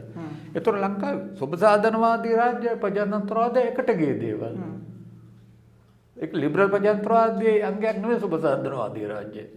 එතකොට අප මේ කියන්නේ ලංකාවේ ජනතාව විසින් ඊටාම නිර්මාණාත්මක ලෙස තමන්ගේ සමාජයට ඔබින තමන්ගේ සමාජ යථාර්ථයන් ප්‍රතිබිම්බණය කරන ප්‍රජාතන්ත්‍රවාදයක් නිර්මාණය කරලා තියෙනවා. අපිට තියෙන වරද තමයි අපට ඕක ග්‍රහණය කරගන්න සහ ජනතාවට පැහැදිලි කරන්න අවශ්‍ය තරම් දේශපාලන අපේ මේ නිර්මාණාත්මක න්‍යායික භාෂාවක් නැහැ. එක්ක අපිට තියෙන වමේ භාෂාව නැත්නම් තියෙන පශ්චාත් නූතනවාදී භාෂාව. එහෙම නැත්නම් තරණ ලිබරල් වාදී භාෂාව. අපිට ඒ තුනම මදි. ඒක මදි. එහෙමනේ මම නම් හිතන්නේ අපිට අර අපේ රටේ දේශපාලන යථාර්ථය විසින් ඒ අඩුවමද ජාතිකවාදී දේශපාලන කතිකාව විසින් පුරවමින් ඉන්නේ. අපිට භාෂාවක් නැති අඩුවම වෙන්න බැයිද මේ ප්‍රජාතන්ත්‍රවාදී පණිවිඩය ජනතාවට සංනිවේදනය කිරීමෙන්? එක පැත්තකින් ජාතිකවාදී දේශපාලන මතවාදය සහ කතිකාවේ ශක්තිය තියෙන ඕක නිසායි. අධිකාරවාදී දේශපාලන කතිකාවේ ශක්තිය තියෙන්නත් ඕක නිසායි. මොකද අපේ රටේ ඊටාම ශක්තිමත් ප්‍රජාතන්ත්‍රවාදී කියන්නේ පොපියුලර් ජනතාමය පදනමක් ජනතාව විසින් නිර්මාණය කරලා තිබුණත් අපේ රටේ ප්‍රගතිශීලී ප්‍රජාතන්ත්‍රවාදී වාමාංශික බුද්ධිමතුන් වන අපට බැරි වෙලා තිබෙනවා මේක සංකල්පගත කරලා ජනතාව අතරට ගෙනියන්න සංකල්පගත කරලා. ඒක තමයි අදට අවශ්‍ය වෙන්නේ අපට. මේ ප්‍රජාතන්ත්‍රවාදී පිළිබඳ සාකච්ඡාව ගැඹුරු කරන්න ඕන කියලා මම මීට අවුරුදු 2කට පමණ පෙර පත්‍රයට ලිපියක් කිව්වා ලංකාවේ ඔය 2018 අර ආණ්ඩුක්‍රම ව්‍යවස්ථා අර්බුදයේ මතුවෙන වෙලාවේ ලංකාවේ ප්‍රජාතන්ත්‍රවාදී පිළිබඳ සාකච්ඡා මිට ගැඹුරු කරන්න ඕන කියලා. අම්ම ගැඹුරු ඔය කාරණාව තමයි මම අදහස් කළේ එකක් තමයි ඕක. දැන් එතනදී මට තවත් මතුවෙන කාරණාවක් තමයි ඔබතුමාගේ අදහස් දැක්වීමත් එක්කම අර අපි කිව්වා වගේ දැන් මේ ප්‍රජාතන්ත්‍රවාදයේ සම්බන්ධයෙන් මතුවෙන දේශපාලන කතිකාවතේදී මම හිතන්නේ ලංකාවේ ප්‍රධාන දේශපාලන පක්ෂ දෙකම විටින් විට ප්‍රජාතන්ත්‍රවාදයේ සම්බන්ධයෙන් කතිකාවත තමන්ගේ දේශපාලන න්‍යාය පත්‍රයට ගේනවා. එක වෙලාවකට ඔවුන් විහිළුවට භාෂණය කරත් තවත් අවස්ථාවක ඔවුන් ඊටාම නිශ්චිත මොහොතකදී ඒක අරගෙන වර්ණනා කරනවා. ඉතින් අපි බැලුවොත් 94 ඉඳන් 94 චන්ද්‍රිකා බණ්ඩාරනායක ආණ්ඩුවේ පොදු ජන එක්සත් පෙරමුණට යම් ප්‍රජාතන්ත්‍රවාදයේ සම්බන්ධයෙන් තමන්ගේ දේශපාලන ව්‍යාපාරය ඇතුළේ කතිකාවක් තිබුණා. හැබැයි ඒක දියාරු වෙලා 2005න් පස්සේ ඒ සන්දානෙම වෙනත් තැනකට ගිහිල්ලා තියෙනවා ප්‍රජාතන්ත්‍රවාදයේ සම්බන්ධයෙන්. එක්සත් ජාතික පක්ෂයත් අනිත් පැත්තෙන් ශ්‍රී ලංකා නිදහස් පක්ෂයත් මේ ප්‍රජාතන්ත්‍රවාදයේ සම්බන්ධ කතිකාව කාලෙන් කාලයට තමන්ගේ දේශපාලන න්‍යාය පත්‍රයේ ස්ථානගත කිරීම වෙනස් කරනවා. මේක ඔබතුමා දකින්නේ කොහොමද? මේක පුරවැසියෝ විදියට තෝරගන්නේ කොහොමද කියන එක යම් ආකාරයකින් ගැටලුවක් වෙන්න පුළුවන්. ඒකේ ඓතිහාසික විකාශය සහ දැන් තියෙන තත්ත්වය කොහොමද විශ්ලේෂණය කරොත් මහාචාර්යතුමන් දකින්නේ? දැන් ඔබ මතු කළා ඉතා වැදගත් ප්‍රශ්නයක්. මම ඒ ප්‍රශ්නෙට ප්‍රතිචාර දැක්වීම මෙහෙම පටන් ගන්නම්. ලංකාවේ ප්‍රධාන දේශපාලන පක්ෂ දෙකෙන් කොයි එක වුණත් එක්සත් ජාතික පක්ෂ වේවා ශ්‍රී ලංකා නිදහස් පක්ෂය වේවා හොඳම ප්‍රජාතන්ත්‍රවාදීන් වෙන්නේ ආණ්ඩු බලයේ ඉඳලා පෙරදිලා ගෙදර ගියාට පස්සේ. හරිද? ආණ්ඩු බලය ලැබුණාට පස්සේ ඔවුන් ප්‍රජාතන්ත්‍රවාදී කාර්යභාරය ඉතාම අවම වෙනවා. දැන් ඒගොල්ලෝ විරුද්ධ පක්ෂයෙන් නකොට ප්‍රජාතන්ත්‍රවාදීන්. ඒක තමයි ඒ ස්වභාවය. දැන් ඒකෙන් පෙනෙනවා මේ ශ්‍රී ලංකා නිදහස් පක්ෂය සහ එක්සත් ජාතික පක්ෂය කියන දෙකම ලංකාවේ ප්‍රජාතන්ත්‍රවාදී ක්‍රියාවලිය තුළ ඉටු කරලා තියෙන කාර්යමේ දුර්වල ප්‍රජාතන්ත්‍රවාදීන් කියලා හඳුන්වන්න පුළුවන් කොටසගේ කාර්ය තමයි. they are weak democrats. දුර්වල ප්‍රජාතන්ත්‍රවාදී. ඒකට දැන් දුර්වල ප්‍රජාතන්ත්‍රවාදී කියන සංකල්පයේ අර්ථ ගණනාවක් තිබෙනවා. එක අර්ථයක් තමයි ඕන් ප්‍රජාතන්ත්‍රවාදී කියලා කිව්වට ප්‍රජාතන්ත්‍රවාදය ගැන ඕන් සැකයි ඇත්තටම. දැන් ඕන් ආණ්ඩු බලයට ආවම හැම විටම බලන්නේ ප්‍රජාතන්ත්‍රවාදය පිළිබඳ මූලික ආණ්ඩුක්‍රම ව්‍යවස්ථාමය නෛතික න්‍යායික රාමුවෙන් පිටපණින්න තමයි. හරිද? දේශපාලන බලය හිතුවාකාර ලෙස පාවිච්චි කිරීම, පුරවැසි නිදහස සීමා කිරීම, අල්ලස දූෂණය හැම එකටම සම්බන්ධ වෙනවා බලයේ ඉන්නකොට. හරි? එතකොට බලය නැති වුණාම තමයි දූෂණ විරෝධී වෙනවා ඒගොල්ලෝ, බලය මේ අයුතු ලෙස පාවිච්චි කිරීමට විරුද්ධව සටන් කරනවා, අල්ලසට විරුද්ධව සටන් කරනවා, ආණ්ඩුක්‍රම ව්‍යවස්ථාව වෙනස් කරන්න සටන් කරනවා, පාර්ලිමේන්තුව ශක්තිමත් කරන්න සටන් කරනවා, බලය නැති වුණා. බලයට ආවට පස්සේ ඒක අනෙක් පැත්ත. ඒකට හේතුව තමයි ප්‍රධාන පක්ෂ දෙකේම තිබෙනවා ඔවුන් ප්‍රජාතන්ත්‍රවාදීන් හැටියට මේක අර වීක් ඩෙමොක්‍රට් කියන එකේ දෙවෙනි අර්ථය එක්තරා උභයවේගී ලක්ෂණයක් තියෙනවා, මනෝභාවයක් තියෙනවා, ඇම්බිවලන්ස් එකක් තියෙනවා. ඔබතුමන් කියන්නේ පක්ෂවල පක්ෂ දෙකේම තියෙනවා. ඒගොල්ලෝ ශක්තිමත් ප්‍රජාතන්ත්‍රවාදී, ශක්තිමත් ප්‍රජාතන්ත්‍රවාදීන් කියලා කියන්නේ බලේ හිටියත් නැතත් බලේ නැතිවට වඩා බලේ ඉන්නකොට තමන්ගේ ප්‍රජාතන්ත්‍රවාදී මැන්ඩේට් එක නැත්නම් විශ්වාසයන් ක්‍රියාත්මක කරන්න ඕනයි. මේගොල්ලෝ එහෙම නැහැ. මේගොල්ලෝ ඒකට හානි කරනවා. අනිත් රටවලත් එහෙමයි. ඒක මොකක් රටවල තියෙන දෙයක්. බොහෝ ඒක ලිබරල් ප්‍රජාතන්ත්‍රවාදයේ ලොකු ප්‍රශ්නයක් ඕක. ලිබරල් ප්‍රජාතන්ත්‍රවාදීන් බලයට ආවට පස්සේ නිර්ප්‍රජාතන්ත්‍රවාදී වෙනවා. නැත්නම් නිර්ලිබරල් ප්‍රජාතන්ත්‍රවාදීන් වෙනවා. ඔය ලක්ෂණේ උභයවේගීතාවය හුඟක් වෙලාවට ඔය වාමාංශික භාෂාවෙන් කියනවා ධනේශ්වර දේශපාලන පක්ෂවල තියෙන එක මූලික ස්වභාවයක්. ඒක තමයි ඔබේ ප්‍රශ්නේ පළවෙනි කොටසට පිළිතුර. ඊළඟ එක තමයි නමුත් ඒගොල්ලෝ ලංකාවේ ප්‍රජාතන්ත්‍රවාදී ක්‍රියාවලිය තුළ වැදගත් කාර්යයක් මෙතෙක් කළා. ඒ පක්ෂ දෙකම කොතරම් අඩුපාඩුකම් පසුබැසීම් අල්ලස දූෂණය බලය අයුතු ලෙස ප්‍රයෝජන ගැනීම පිළිබඳ විවේචන තිබුණම් 1978 දී අරුණාම අනෙක් අවස්ථාවල පාර්ලිමේන්තු ප්‍රජාතන්ත්‍රවාදය ඕගොල්ලෝ රැකගෙන තියෙනවා. 78 ඉඳලා අවුරුදු 10ක් පමණ කාලය තුල තමයි ඒගොල්ලෝ ඒක පස්සට ගියේ. පාර්ලිමේන්තු ප්‍රජාතන්ත්‍රවාදය අතහැරලා අර ජනාධිපති කේන්ද්‍රීය ආණ්ඩු ක්‍රමයක් කරා ගියා.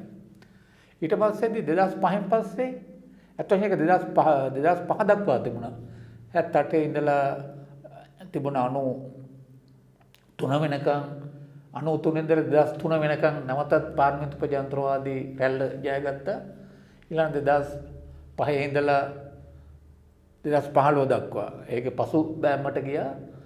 ඊළඟ 2015 සිට පාර්ලිමේන්තු ප්‍රජාතන්ත්‍රවාදී රැල්ල නැවත තුනන දැන් ඒක අපව පස්සට ගිහිල්ලා තියෙනවා. ඒතර ලංකාවේ දේශපාලනය අපි පහුගිය කාලේ බැලුවාම ඔය ප්‍රජාතන්ත්‍රවාදයේ පිළිබඳ උභයවේගී ඔය තත්වය ප්‍රකාශයටපත් වෙලා තියෙනවා දේශපාලන ක්‍රියාවලිය තුල. ඒ වගේම රටේ ඇති වෙලා තිබෙනවා මෙන්න මෙහෙම දෙයක්.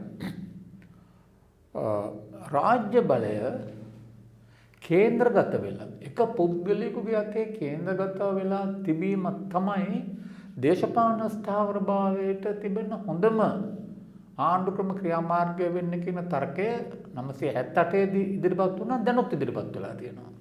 ඇත්ත වශයෙන් 978 ජේ.ආර්. ජයවර්ධන මැතිතුමා ඔය පාර්ලිමේන්තු ආණ්ඩු ක්‍රමය ප්‍රජාතන්ත්‍රවාදී ක්‍රමය දුර්වල කරලා ජනාධිපති ආණ්ඩු ක්‍රමය එතුමා කිව්ව එක විධායක ජනාධිපති ඇත්ත වශයෙන් ඒක ප්‍රංශයේ 4 වෙනි සමූහ ආණ්ඩුවේ ඩිගොල්වාදී ව්‍යවස්ථාවක්. ඒක හඳුන්වා දෙනකොට තිබුණු තර්කයයි අද තියෙන තර්කයයි සෑහඳුරට සමානයි. අද කියන්නේ දේශපාලන බලය, රාජ්‍ය බලය එක පුද්ගලයෙකු මත නැත්නම් ඒ කියන්නේ විධායකයේ ප්‍රධානියා මත කේන්ද්‍රගත වෙලා තියෙනවා. එතකොට තමයි දේශපාලන ස්ථාවරභාවය රටට ඇති වෙන්නේ. ප්‍රජාතන්ත්‍රවාදයෙන් වෙන්නේ දේශපාලන පාර්ලිමේන්තු ප්‍රජාතන්ත්‍රවාදයෙන් වෙන්නේ දේශපාලන ස්ථාවරභාවය රටේ ඒක දුර්වල වෙනවා කියලා. ඕක ලංකාවට අලුත් තර්කයක් නෙමෙයි. ඕක වෙන රටවල් වල හුඟක් රටවල් වල ලැතින් ඇමරිකාවේ, ඊළඟට ඉන්දුනීසියාවේ, ඊළඟට මැලේසියාවේ, සිංගප්පූරුවේ හුඟක් රටවල් වල ඔය මේ තර්ක පහුගිය කාලේ තිබුණා.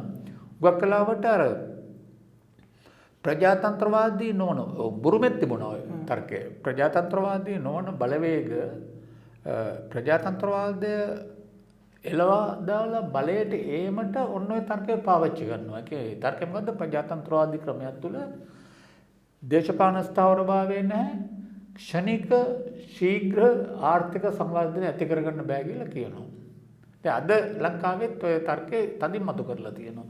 ඔක අලුත් තර්කයක් නෙවෙයි. ඕක ඉන්දුනීසියාවේ, මැලේසියාවේ, සිංගප්පූරුවේ, පාකිස්තානයේ අයුබ් ખાન බලයට එනකොට 58 දුවේ තර්ක තමයි ගෙනාවේ. බංග්ලාදේශයට සමාන තර්කයක් ගෙනාවේ. ඉතින් අපේ ලෝකෙ හුඟක් රටවල අත්දැකීමෙන් තියෙන්නේ ඒකට පරණ තර්කයක්. නමුත් ලංකාවට අලුත් තර්කයක්. ඉතින් ලංකාවේ බොහෝ දෙනා මේකට අර කින්දරට ඇදිලා යන පළඟටියෝ වගේ ඇදිලා යනවා දැන් මේ තර්කෙට.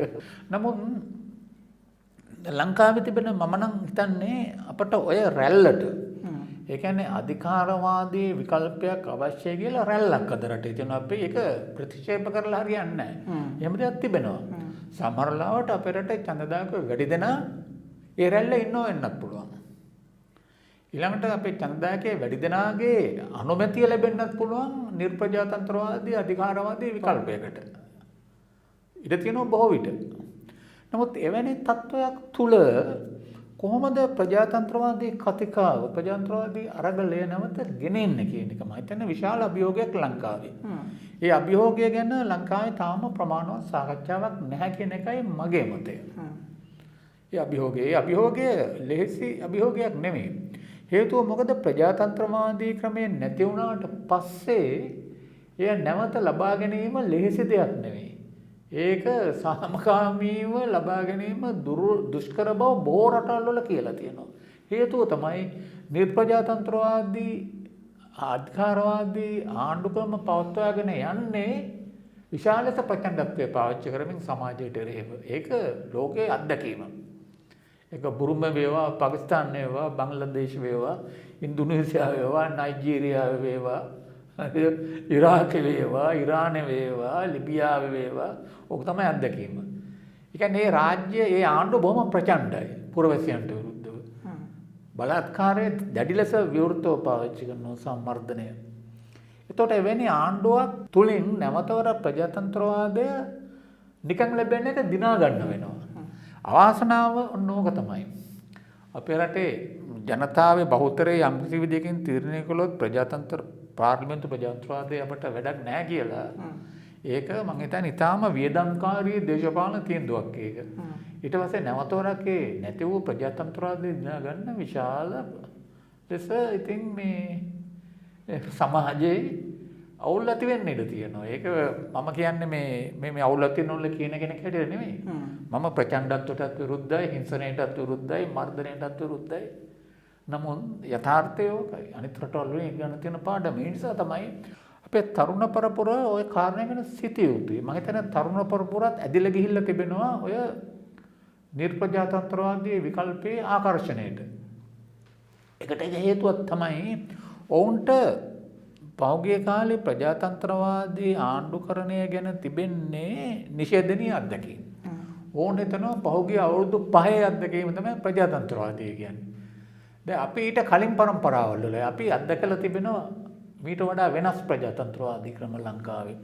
වෙලා තියෙන එම නිෂේධනීය අත්දැකීම් නිසා තමයි ඔවුන්ට ප්‍රජාතන්ත්‍රවාදී ක්‍රමය පාවෙලා තියෙන්නේ. ඒක එකපාරට අපි ඒක තේරුම් ගත යුතුයි. නමුත් අපේ තරුණ පරපුර නොදන්න දෙයක් තමයි ප්‍රජාතන්ත්‍රවාදය කියන්නේ ඕකම නෙමෙයි කියන එක. ඊට වඩා මේ කියන්නේ ප්‍රජාතන්ත්‍රවාදී ආණ්ඩුවක් කියන්නේ මේ අකාර්යක්ෂම ආණ්ඩුවක්ම නෙවෙයි. දැන් පසුගිය අවුරුදු 5 එක පැත්තකින් ප්‍රජාතන්ත්‍රවාදී ආණ්ඩුක්‍රම ව්‍යවස්ථාවක් අපට ලැබුණා 10 වෙනි සංශෝධනය යටතේ. පාර්ලිමේන්තු ප්‍රජාතන්ත්‍රවාදයේ තහවුරු වුණා. රූල් ඔෆ් ලෝ කියන එක තහවුරු වුණා. අධිකරණයේ ස්වාධීන වුණා. ඒක නැහැ කියන්න බෑ. ඒ සමග නැත්තේ මොකද්ද? efficient government කියන එක. කාර්යක්ෂම ආණ්ඩුකරණයක් තිබුණේ නැහැ. ඒ නිසාම දේශපාලන ස්ථාවරභාවය අන්තිම කාලෙදී නැති වෙලා ගියා. එතකොට අපේ රටේ දැන් තියෙන අවාසනාවට වගේ මේ ප්‍රජාතන්ත්‍රවාදයේ පිළිබඳ තිබෙන මහජන විවේචනය තුළ ප්‍රජාතන්ත්‍රවාදී ආණ්ඩුවක් කියන එක අනන්‍ය වෙලා තිබෙනවා අකාර්යක්ෂම දුර්වල ආණ්ඩුකරණයක් සමග. අන්න ඔය ප්‍රශ්න තමයි විසඳුම් දෙන්න ඕන. ප්‍රජාතන්ත්‍රවාදී ආණ්ඩුවක් කියලා කියන්නේ දුර්වල ආණ්ඩුවක් නෙවෙයි, දේශපාලන අස්ථාවරභාවයක් ඇති කරන ආණ්ඩුවක් නෙවෙයි, නායකයෝ බෙදලා ඉන්න ආණ්ඩුවක් නෙවෙයි, අකාර්යක්ෂම ආණ්ඩුවකුත් නෙවෙයි. එතකොට කොහොමද ප්‍රජාතන්ත්‍රවාදී ආණ්ඩු ක්‍රමයක් පිළිබඳව අපි රීඉන්වෙන්ට් කරන්න වෙනවා ලංකාවේ. ඒක අලුතෙන් නිර්මාණය කරන්න වෙනවා. එතෙන්දි තමයි මම හිතන්නේ අර මා කලින් කියපු දෙයක් ප්‍රජාතන්ත්‍රය පිළිබඳ සාකච්ඡාවක් ගැඹුරු කිරීමේ එකක් තමයි ඔන්න ඕක. එතකොට දැන් අපේ තරුණ පෙළ අතරේ සාකච්ඡාවක් යනකොට ප්‍රජාතන්ත්‍රවාදයේ විකල්ප ගැන මම හිතන්නේ ඔය ප්‍රශ්නය ගැන සිතුවිලි කොහොමද කාර්යක්ෂම රට ආණ්ඩුක්‍රමයේ ස්ථාවර කරන පුරවැසි ආරක්ෂාව සහතික කළ හැකි රාජ්‍ය ආරක්ෂාව සහතික කළ හැකි ඊළඟෙම මර්ධනකාරී නොවන ප්‍රජාපීඩක නොවන ආණ්ඩුවක් වෙන්නත් ඕනේ ඒක. මම මේ අපේ සංවාදයේ අවසාන භාගයට එළඹෙද්දි මම කැමති කාරණා දෙකකින් අපේ සංවාදයේ අවසානයට එන්න. ඒකේ පළවෙනි කාරණාව අර ප්‍රජාතන්ත්‍රවාදී රීඉන්වෙන්ට් කරනවා කියපු කාරණේටම සම්බන්ධව ඒක ගන්න කැමති මම ඔබතුමාගේ තමයි මේ අපි අතරේ දැන් සංවාදයක් තියෙනවා බොහෝ විට විශ්ලේෂකයෝ දේශපාලන විද්‍යාඥයෝ මතු කරන අදහසක් තියෙනවා අපි ජීවත් වෙමින් ඉන්නේ මේ පශ්චාත් ප්‍රජාතන්ත්‍රවාදී යුගයක කියන එක. මේ වෙද්දි ප්‍රජාතන්ත්‍රවාදයේ යම් ලක්ෂණ ඉතිරි වෙලා තිබුණත් ප්‍රජාතන්ත්‍රවාදයේ වියැකෙමින් යන එහෙම නැත්නම් ඒක වෙනත් තැනකට පරිවර්තන වෙන පෝස්ට් ඩෙමොක්‍රැටික් කීරා එකක ජීවත් වෙන්න කියන එක. ඉතින් මෙතනදී ප්‍රධාන වශයෙන් අපි දැක්ක පහුගිය ජනාධිපතිවරණයේ සහ මේ පාර්ලිමේන්තු මැතිවරණ ක්‍රියාවලිය ඇතුළේ එතනින් පස්සේ ගොඩ නැගුණ මේ සංවාදයක් ආවා මේක ඇතුළේ මේ පක්ෂවල කාර්යභාරය ඉවරයි. තවදුරටත් ලංකාවේ දේශපාලන පක්ෂ කියලා දෙයක් නැහැ. එහෙම නැත්නම් ඒ වෙනුවට අවශ්‍යයි මහජන ව්‍යාපාර වගේ අදහසක් ඉස්සරහට එමින් තිබුණා. මේ පශ්චාත් ප්‍රජාතන්ත්‍රවාදී යුගය කියලා අපි යම් ආකාරයකින් විශ්වාස කරන යුගය ඇතුලේ මේ සන්දර්භය ඇතුලේ ඔබතුමන් ඒක දකින්නේ කොහොමද? මේ පක්ෂවල කාර්යභාරය ඉවරද? මේ පක්ෂවල කාර්යභාරය එහෙම නැත්නම් රජුන් දැනීම, දේශපාලන අභ්‍යාසය, දේශපාලන දැනුම ලබා දීම මාධ්‍ය ආයතන බාර අරගෙන තියෙනවද? ඒ වගේ සංවාදයක් තියෙනවනේ. මේක ඔබතුමන් දකින්නේ කොහොමද ඇත්තටම? දැන් ඔබ පළමුවෙන් මතකවල කරුණ ඒ කියන්නේ ලෝකය පශ්චාත් ප්‍රජාතන්ත්‍රවාදී යුගයකට සම්ප්‍රාප්ත වෙලා කියන එක මම ඒක පිළිගන්නේ නැහැ. මට පෙනෙන හැටියට ලෝකයේ පශ්චාත් ප්‍රජාතන්ත්‍රවාදී විකල්ප ඉස්සරහට ඇවිල්ලා තියෙනවා. එකෙන් අදහස් වෙන්නේ පශ්චාත් ප්‍රජාතන්ත්‍රවාදී යුගයකට ඇවිල්ලා කියලා. දැන් අපිට බලන්න පුළුවන් දැන් ලංකාවේ අත් වශයෙන්ම අපි දේශපාලන පරිවර්තන ඉතිහාසය බැලුවොත් අපිට පේනවා ලංකාවේ ප්‍රජාතන්ත්‍රවාදී විකල්පය සහ නිර්ප්‍රජාතන්ත්‍රවාදී විකල්පය අර සීසෝ එක තමයි ඇවිල්ලා තියෙන්නේ. එකක් උඩට යනවා ඊළඟට පල්ලෙහාට යනවා. උඩට යනවා පල්ලෙහාට යනවා. දැන් ලංකාවේ අම්මම කියවනේ ලංකාවේ ප්‍රජාතන්ත්‍රවාදී දේශපාලන පක්ෂය දුර්වල weak democratic parties කියලා ඩෙමොක්‍රැට්ස්ලා කියලා. ඒගොල්ලෝ ප්‍රජාතන්ත්‍රවාදී පක්ෂ බලයට ආවම ඒගොල්ලෝ බලයට එන්නේ විශාල මහජන පිබිදීමක් එක ප්‍රජාතන්ත්‍රවාදයේ සඳහා. නමුත් ඒගොල්ලෝ බලයට ආවම මොකද වෙන්නේ? ඒගොල්ලෝ පිරිහෙනවා. එතකොට අර නිර්ප්‍රජාතන්ත්‍රවාදී විකල්ප ඉස්සරහට එනවා. එතකොට ඒකත් නිර්ප්‍රජාතන්ත්‍රවාදී විකල්පවල අත්දැකීම යටතේ ජනතාව ප්‍රජාතන්ත්‍රවාදී විකල්ප සොයා යනවා. ඕමනේ ලංකාවේ යන්නේ. දැන් 2008 2020 වෙන්නේ ඕක. නමුත් 2020 දී මොන විදියට ප්‍රජාතන්ත්‍රවාදී විකල්ප වලට ඉඩ කඩ ලැබෙයිද කියන එක වෙනම ප්‍රශ්නයක් ඒක. ලෝකේ අනිත් රටවලත් එහෙම. දැන් ඇමරිකාවේ ට්‍රම්ප් ආවේ ප්‍රජාතන්ත්‍රවාදය ඉවර වෙලා නෙමෙයි. ඒක වැරදි. ඉතිහාසයේ වැරදි ලෙස කියවීමක් ඒක. ට්‍රම්ප් ආවේ පසුගිය කාලය තුල තිබෙන ලෝකෙ දෙන විශේෂ තත්ත්වයන් තුල ඇමරිකන් සමාජයේ විශේෂ තත්ත්වයන් තුල ප්‍රජාතන්ත්‍රවාදී පසුබෑමක් තිබුණා. ඒතකොට නිර්ප්‍රජාතන්ත්‍රවාදී ඔය ජනකාන්තවාදී විකල්ප ඉස්සරහට ඇවිල්ලා තිබුණා. දැන් මේ මැතිවරණයේදී ජනාධිපති මැතිවරණයේදී ඒක වෙනස් වෙන්න පුළුවන්. දැන් ඇමරිකාවේ විශාල ලෙස ප්‍රජාතන්ත්‍රවාදී මේක දැන් නැගීමක් තිබෙනවා. දැන් පෞද්ගලික කාලේ ඉලෙක්ෂන් කැම්පේන් එකේදී මූලික ඉලෙක්ෂන් වලදී සෑන්ඩර්ස් සෑහනේ තර්කයෙන් වදනවා. දැන් අර කළු ජනතාවගේ ඔය ගැටලුත් එක්ක දැන් ආපහු ප්‍රජාතන්ත්‍රවාදී කතිකාව ඇමරිකාවේ ශක්තිමත් වෙලා යුරෝපෙත් එහෙමයි. දැන් ඉන්දියාවේ තාම එක දුර්වලයි. ඉන්දියාවේ සෑහෙන දුර්වලයි. ප්‍රජාතන්ත්‍රවාදී කතිකාව ඒකට ප්‍රධාන හේතුව කොංග්‍රස් පක්ෂයේ තිබෙන දුර්වලකම. වමේ පක්ෂවල තිබෙන දුර්වලකම. ඒ නිසා දැන් නවතමා කියපු දේ කියනවා නම් ලෝකයේ දැනට තිබෙන්නේ නිර්ප්‍රජාතන්ත්‍රවාදී විකල්පවල නැගීමක් විනා ප්‍රජාතන්ත්‍රවාදී අවසානයක් නොවේ. ඒක මම හිතේ ඉතා වැදගත්. අපි වරද නොකළ යුතුයි. ඔය කීමේ. ඒ වරද නොකළ යුතුයි. දෙවෙනි එක තමයි දේශපාලන පක්ෂ. දේශපාලන පක්ෂ ඇත්ත වශයෙන් මම නම් කියන දේශපාලන පක්ෂ දුර්වල වෙලා නෙමෙයි තියෙන්නේ. දේශපාලන පක්ෂ පරිවර්තනයට භාජන වෙලා තියෙනවා. දේශපාලන පක්ෂ යනු තවදුරටත් 1980 ගණන් වලට පෙර තිබුණු ආකාරයේ දේශපාලන පක්ෂ නොවේ. ඒවා සාම්ප්‍රදායික ආයතන නෙමෙයි තවදුරටත්. ඒවා විශාල වෙනස් වීම් වෙලා තියෙනවා. සංවිධානාත්මක වෙනස් වීම්, මතවාදීමේ වෙනස් වීම්, දේශපාලන පක්ෂ සහ ඡන්දදායක අතරින් සම්බන්ධකම් වෙනස් වෙලා තියෙනවා. ඊළඟට ඒකල කාර්යභාරයේ පරිහානියක් තියෙනවා.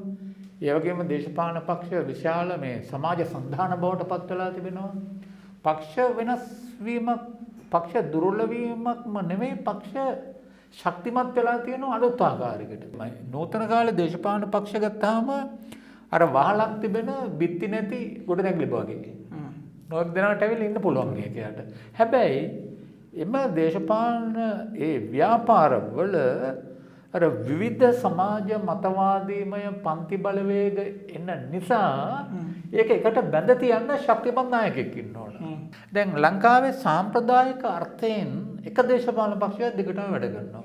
සාම්ප්‍රදායික මොඩල් එකේ ජවිපේ. ජවිපේ විතරයි සාම්ප්‍රදායික පක්ෂයක් හැටියට තියෙන්නේ. ඒකට ඉස්සරහට යන්නත් බැරි ඒකයි. ජවිපේ තම පරණි පන්නේ බෝල්ෂෙවික් පන්නේ කාඩර් වරුන්ගේ පක්ෂයක්. ඒක කාඩර් වරුන්ගේ පක්ෂික ස්වභාවයෙන් තාම මේකට පුළුල් වෙන්න බැරි වෙලා තියෙනවා. එතකොට දේශපාලන පක්ෂවලට දැන් දේශපාලන ආණ්ඩු බලය සඳහා දේශපාලන බලය සඳහා තරඟ කරනවා නම් සාර්ථකව තරඟ කරනවා නම් උන්ට සිද්ධ වෙනවා අර පැරණි සාම්ප්‍රදායික මාදිලියේ රාමුවෙන් එළියට බහින්න. එළියට වැයපු පක්ෂ සාර්ථක වෙලා තියෙනවා. දැන් එක්සත් ජාතික පක්ෂයටත් ඔය ගැටලුව තියෙනවා. එක්සත් ජාතික පක්ෂයට තාම බැරි වෙලා තිබෙනවා. සමාජය වෙනස් වෙනවා. පක්ෂයේ සංවිධානාත්මක ව්‍යුහය මතවාදීමව වෙනස් වෙන්න බැරි වෙලා තියෙනවා. එක්සත් ජාතික පක්ෂය පහුගිය කාලේ තුල තිබුණේ පැරණි නව ලිබරල් වාදී මතවාදයේ. ඒක දැන් නව ලිබරල් වාදී මතවාදයේ සෑහෙන වෙනස් වෙලා ඒත් නැතුව 980 ගණන් වල තිබුණේ ඒ මතවාදය තමයි එක්සත් ජාතික පක්ෂයේ තවමත් තිබුණේ. ඒකට යල්පන ගියේ. නමුත් ඊට වඩා මේ ඒක නවීකරණය කරලා තියෙනවා ශ්‍රී ලංකා පොදු ජන පෙරමුණේ. ලිබරල් ඒගොල්ලෝ නව ලිබරල් වාදී. ලංකාවේ දැන් තියෙන හොඳම නව ලිබරල් වාදී පක්ෂය තමයි ශ්‍රී ලංකා පොදු ජන පෙරමුණ. බලයට ආණ්ඩුව අපට හොඳට දකින්න පුළුවන්. ඒක.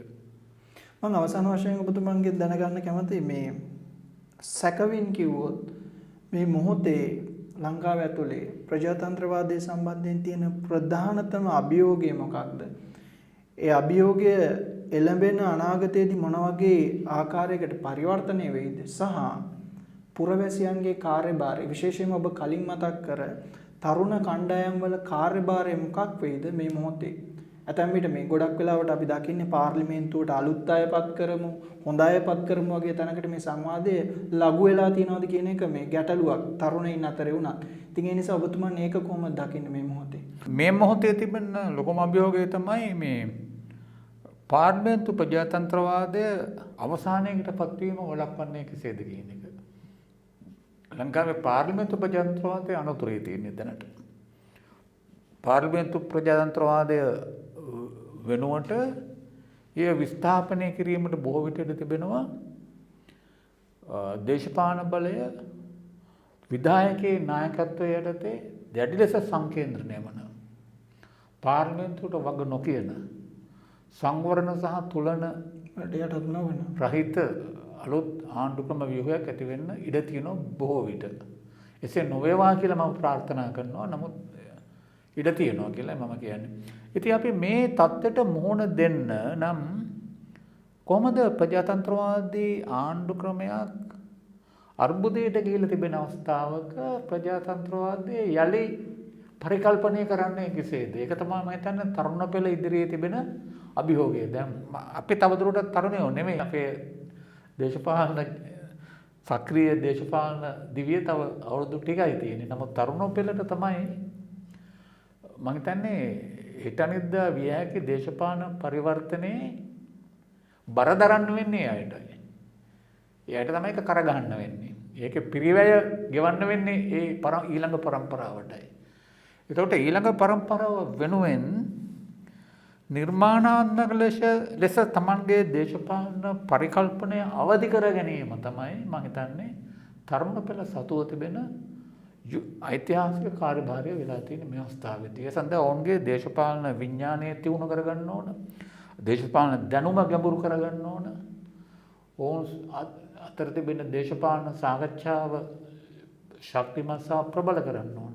ප්‍රජාතන්ත්‍රවාදයේ නැවත සොයා යාමේ ක්‍රියාවලියේ කතෘක කාර්ය කරන්නට මම හිතන්නේ බොහෝ වෙලාවට ලංකාවේ තරුණ පරපුර වෙතට ඉතිහාසය විසින් පවරන්න බොහෝ විට ඉඩ තියෙනවා.